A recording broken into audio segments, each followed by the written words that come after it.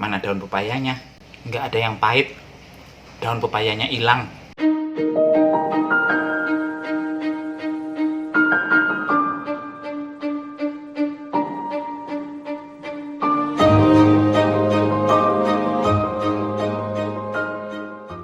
Halo Bapak Ibu dan para endolers, Santo Sapi hadir lagi dengan masakan yang selalu murah meriah disesuaikan dengan kantong saya nggih. Kalau kemarin itu ada yang komentar, Santo Sapi masaknya murah-murah nggak mahal-mahal. Lah, orang saya itu mampunya yang murah-murah, dan lagian kalau saya masak mahal-mahal pun kan saya membuatnya untuk dibuat di video ya. Jadi nanti tidak semua orang bisa ngikuti kalau yang mahal-mahal. Kalau mau yang mahal-mahal, mungkin Bapak Ibu bisa melihat video yang orang lain yang kaya-kaya itu. Oke. Nggih pun, dan untuk hari ini saya akan memasak daun pepaya yang pahit sepahit hidup saya. Namun untuk mengurangi rasa pahit saya akan memakai daun singkong.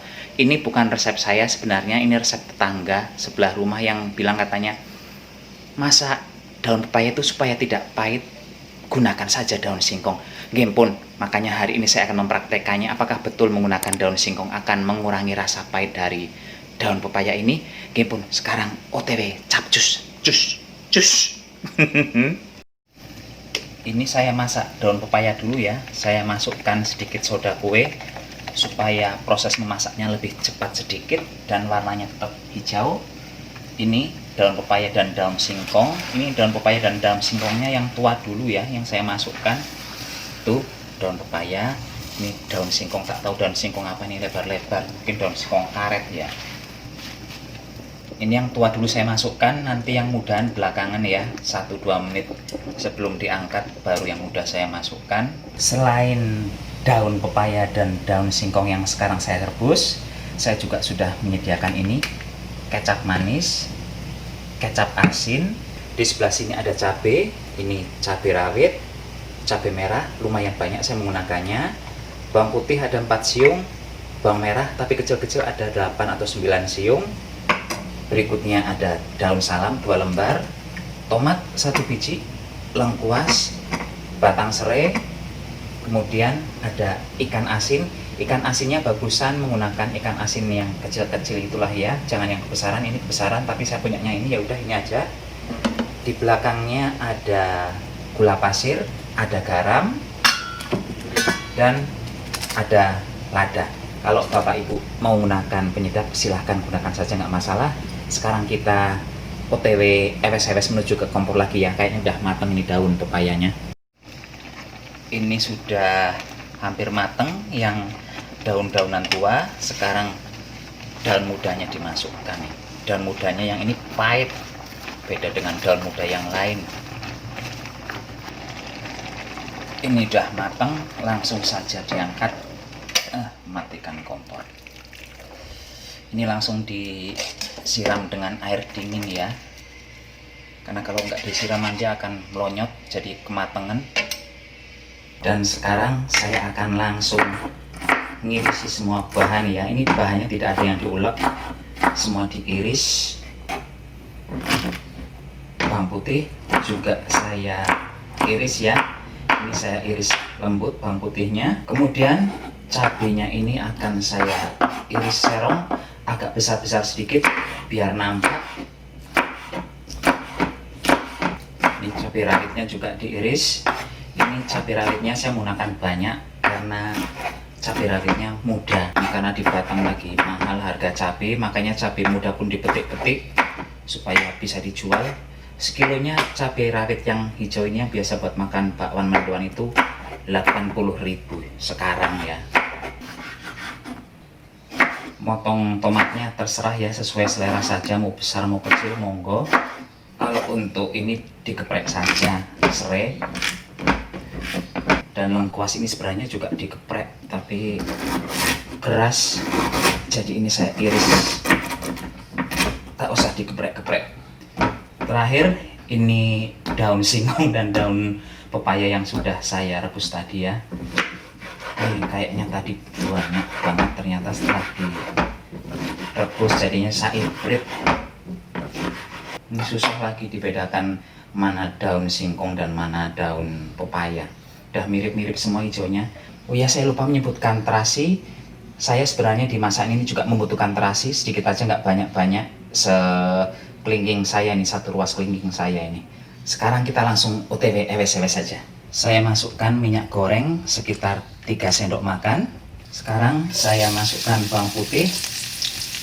Kalau kata Mas Rudi Khairuddin, menumis atau memasak apapun itu yang dimasukkan dulu bawang putihnya. Karena kata Mas Rudi itu bawang putih adalah ratu bumbu. Jadi kalau bawang putihnya tidak dimasak dengan baik, maka hasil makanannya juga nggak enak. Itu kata Mas Rudi. Kalau kata mbok saya, yang dimasukkan dulu ya bawang merah. Ini setelah bawang putihnya berwarna kekuning-kuningan, masukkan bawang merah.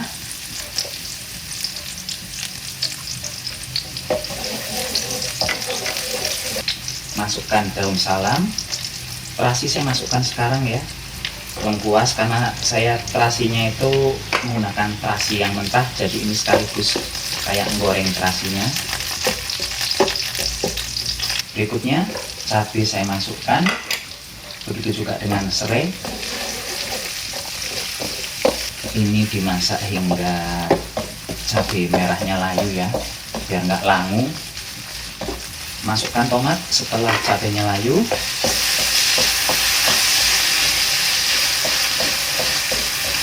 Sekarang masukkan kecap asin, ini sekitar 1 sendok makan. Kecap manis sebanyak 3 sendok makan, agak banyak sedikit memang. Ini dimasak terus, jangan tambahkan air dulu. Tunggu hingga kecapnya ini mengeluarkan busa ya.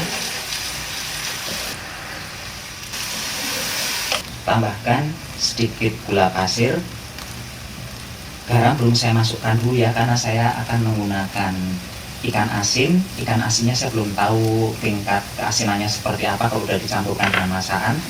Nanti kalau misalnya saya butuh garam ya saya tambahkan, kalau enggak ya di-skip aja garamnya.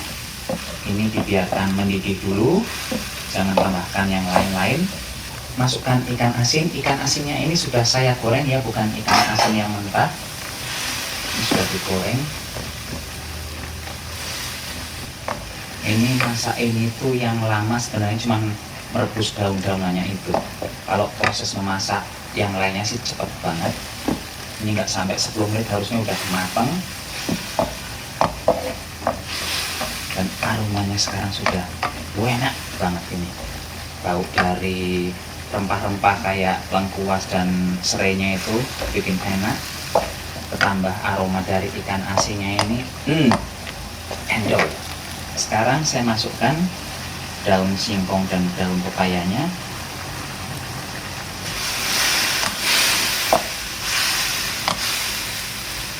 Air yang banyak tadi langsung hilang begitu dimasukkan daunnya, langsung resep semua ke daun. Dan saya harapkan tips dari tetangga saya itu betul ya, daun pepayanya ini tidak akan pahit lagi. Ini diicipi rasanya kurang asin atau tidak. Jika sudah diicipi dan rasanya sudah cocok di lidah Bapak Ibu, langsung matikan. Kalau mau ditambahkan dengan penyedap, silahkan tambahkan penyedap sebelum kompor dimatikan ya. Kali ini saya menambahkan lada, bubuk lada. Ini saya gunakan sebagai pengganti penyedap. Langsung diginiin lagi, diaduk-aduk. Kalau ingin menggunakan lada sebagai penyedap, bagusnya memang dimasukkan setelah kompor dimatikan, bukan di awal atau di tengah memasak ya, karena itu akan berbeda fungsi dan aroma ladanya itu sudah tidak ada kalau dimasukkan di awal. Udah matang Bapak Ibu, sekarang kita tinggal makan. Ini hasil masakan kita hari ini. Kalau Bapak Ibu mau menggunakan variasi yang lain, nggih monggo nggih, tapi intinya kan cara merebus daun pepayanya supaya tidak pahit sudah tahu. Dan dengan cara seperti ini pun rasanya sudah endol tak endol-kendol. Makan-makan Bapak Ibu. Ini sebenarnya kalau tidak untuk keperluan bikin video di YouTube, saya lebih nyaman menikmati daun pepaya yang pahit. Sepahit apapun saya bisa makan ya kalau untuk daun pepaya.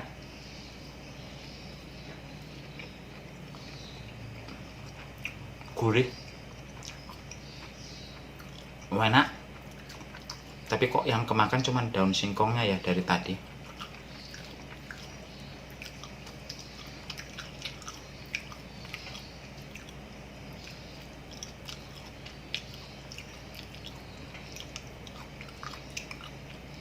Mana daun pepayanya?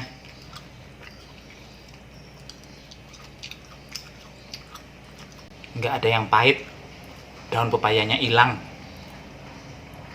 Padahal tadi kan masaknya lebih banyak daun pepaya, tapi saat dimasak nggak ada yang pahit sama sekali.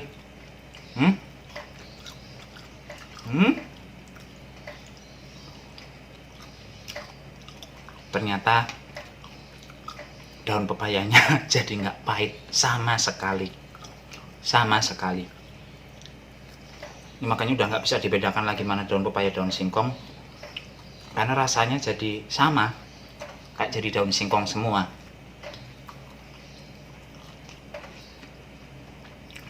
Jadi kalau Bapak Ibu nanti menggunakan resep ini, mohon terima kasih sama tetangga saya ya, karena tetangga sebelah itulah yang memberikan tips kalau memasak daun pepaya tidak mau pahit yang menggunakan daun singkong.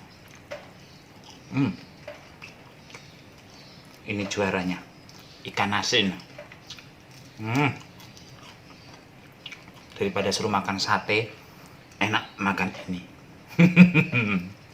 Saya makan dulu Pak Bu, nggih. Karena kalau untuk tumisannya terserah lah mau model seperti apa. Yang jelas daun pepayanya tidak pahit. Dulu saya pernah menggunakan tanah liat, pernah menggunakan daun jambu, pernah menggunakan asam, pernah menggunakan jantung pisang. Tapi yang berhasil menurut saya cuma 2, daun ini, daun singkong dan tanah liat. Hanya saja kelemahan tanah liat itu tidak semua tempat ada tanah liat. Kedua, membersihkannya agak lama, agak capek membersihkannya, karena kan tanah liat begitu dimasak dia akan bercampur baur dengan sayurannya ya, jadi agak repot membersihkannya. Menurut saya sih ini sudah sangat bagus, sangat efektif untuk mengatasi rasa pahit daun pepaya. Gunakan daun singkong. Ngimpun Bapak Ibu, Santos Sapi mohon pamit dulu. Sampai jumpa di video berikutnya. Tetap jaga kesehatan, gunakan masker kalau keluar rumah. Bye-bye. Bye-bye, tangan saya masih kotor. Bye-bye.